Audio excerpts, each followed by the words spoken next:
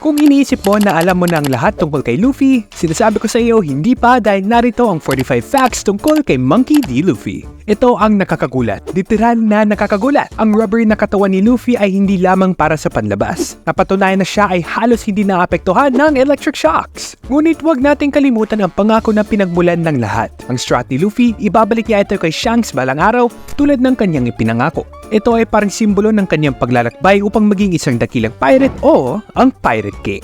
Ngayon, sino pa man ang hindi gustong maging parte ng ideals ni Oda? Ang lumikha ng isa sa pinakamagandang anime si Eiichiro Oda ay nagnanais na lahat ng mga bata ay maging walang alalahanin at masigla tulad ni Luffy. Ipinanganak din ang ating walang takot na kapitan sa Fuchsia Village, isang maliit na lugar sa mapa ng East Blue. At dito nagsimula ang lahat. Pero alam mo na rin ba na ito ang pinakamahina sa 4 na karagatan sa One Piece Universe? At dahil naman ay pinag-uusapan natin ang kanyang pinagmulan, kailan pa ang kaarawan ng kahangahangang si Luffy? May 5th. Oo, isa siyang Taurus, ang tanda ng determinasyon at kaunting katigasan ng ulo. Ngunit huwag nating kalimutan ang kanyang kaakibat na birthday. Hindi lamang ito isang petsa, ito ay nagpapakita ng kanyang personalidad. Ang May 5th ay Children's Day sa Japan, isang araw para sa pagyakap sa inyong inner kid. Pag-usapan naman natin ang kanyang panglasa. Mayroon si Luffy ng soft spot para sa mga fried eggs, sunny side up, na niluluto na saktong-sakto para sa kanyang adventurous palate. Mas gusto niya ito na halos hilaw pa, na may halong malaking kutsarang mayonnaise. Ngunit mayroon siyang isang twist sa kanyang panglasa. Hindi siya fan ng cherry pies, lalo na ang cherry pies na mula sa Mocktown. Sa kabilang banda, isa sa mga paboritong pagkain ni Blackbeard ay cherry pie. Ngayon ay huwag kayong magulat, pero oo, ang kanyang paboritong pagkain ay karne. Pero ice cubes, tamang dinig mo. Si Luffy at ang kanyang mga kasamaan sa crew kasama si Chopper ay nag-e-enjoy sa pagngunguya ng mga ice cubes. Parang sila ay nasa never-ending quest ng kanilang kakaibang cravings. Ahoy ang misteryo ng captain na mahilig matulog. Si Luffy ay may kakaibang hilig na matulog sa mga pinakakakaibang lugar. Nai-imagine mo bang magkaroon ng kapitan na natulog sa gitna ng laban? Nakakatawa nga naman. Ayon kay Oda, on average, ang ating captain ay mayroon lamang 5 oras na matulog sa isang araw. Gayon din tulad ng ibinunyag na legend na si Eiichiro Oda, ang ating rubber-hearted captain ay hindi talaga isang fashion guru. Naalala niyo ba ang Arabasta arc? Pinalitan ni Luffy ang kanyang iconic look para sa mga desert robes na nagdala ng isang bagong vibe. Gayon din sa Enies Lobby arc kung saan napa-fashion detour si Luffy at nakakatawang sinabi niya na hindi nakasya ang kanyang minamahal na karne. Lahat ng ito ay dahil sa mga stylish na miyembro ng kanyang crew tulad ni Nami, Usopp, Sanji at Robin. Tulad ng kung paano tinulugan ni Luffy ang kanyang crew sa kanyang fashion, ang mga artist na mula sa ating mundo ay tumutulong rin sa kanya upang maging isang fashion icon. Oo, siya ay naging cover ng Men's Non-No Fashion Magazine noong 2009. Kahit na lumitaw siya sa Men's Magazine, mayroon si Luffy ng isang patakaran sa cover. Siya ay parang isang exclusive superstar. Dahil sa karamihan ng oras, siya lamang ang lumilitaw sa mga cover ng Weekly Shonen Jump. At dahil sa pag-uusap tungkol sa fashion, napansin mo ba na siya ay nagsusuot ng mga tank top na may kakaibang text? Oo, ito ay parang isang secret joke club na nakukuha lamang ng tunay na fans.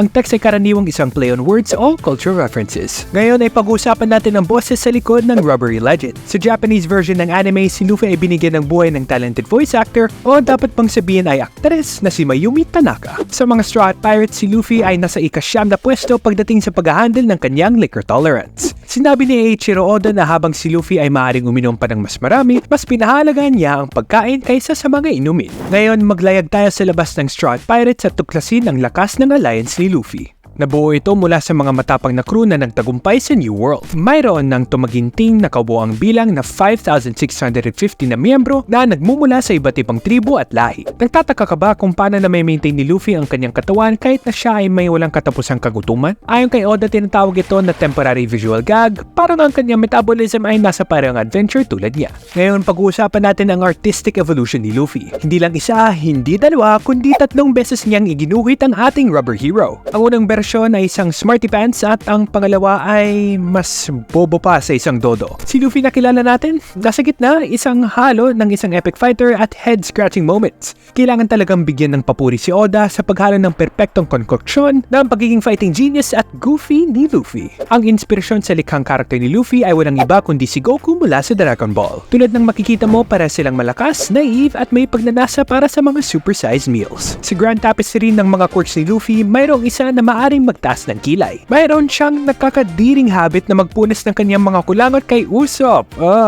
Ngayon ay pag-usapan natin ang hygiene o ang kakulangan nito. Napatunayan na mas mahalaga kay Captain Luffy ang pag-explore sa Grand Line kaysa sa paglilinis. Tulad ng isang bata na mas gusto maglaro sa putik kaysa maghilamos, si Luffy ay naliligo lamang ng isang beses sa isang linggo. Si Zoro at Brook ang kanyang mga kasosyo sa grime na ito. Kaya imaginein mo, may kasama ka sa crew na mas tanggap ang tubig dagat kaysa sabon. Alam mo ba na si Luffy ang nagdala ng haki sa susunod na antas? Siya ang tanging miyembro ng Worst Generation na nakapag-master ng 3 uri ng advanced haki. Para siyang si Picasso ng Pirate Power-Ups. At dito mo talaga makikita na siya ang pangunahing karakter for a reason. Ito pa ang cherry on top, ang spirit animal ni Luffy, isang unggoy.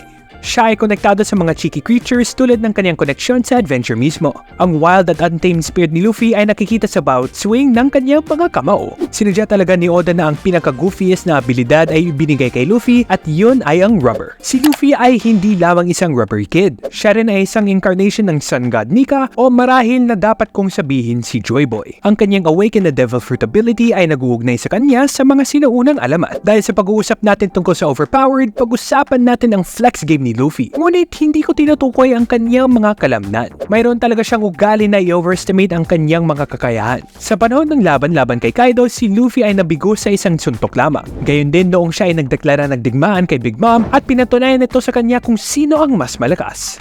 Ngunit makikita mo sa kabila ng lahat ng lakas at kapangyarihan na mayroon ng ating bida, mayroon si Luffy ng isang code. At hindi ito tulad ng typical na pirate code. Ito ay ang no-kill rule. Kahit na siya ay nakapagtumba ng ilang mga major villains, hindi siya kailanman umabot sa punto na pumaslang ng buhay. Huwag kayong magulat mga Straw Hats Pirates dahil mayroon si Luffy ng tawa na kakaiba tulad ng kanyang mga pakikipagsapalaran. Parang siya ay nagpapatawa sa kanyang sarili sa pamamagitan ng ahahaha at hindi katakataka na ang kanyang mga kasamahan sa crew ay nag-iisip na tila siya ay nag-audition para sa isang comedy show. Narito ang isa pang nakakagulat na fact at hindi ito electric. Hindi nagre-react si Luffy sa mga charms ng mga babae. Kahit ang love fruit ni Boa Hancock ay hindi siya naging bato. Siya ay immune sa flattery and seduction at nakakatawa nga naman ito. Ngunit sandali lang, mayroon pang iba sa kwento na ito.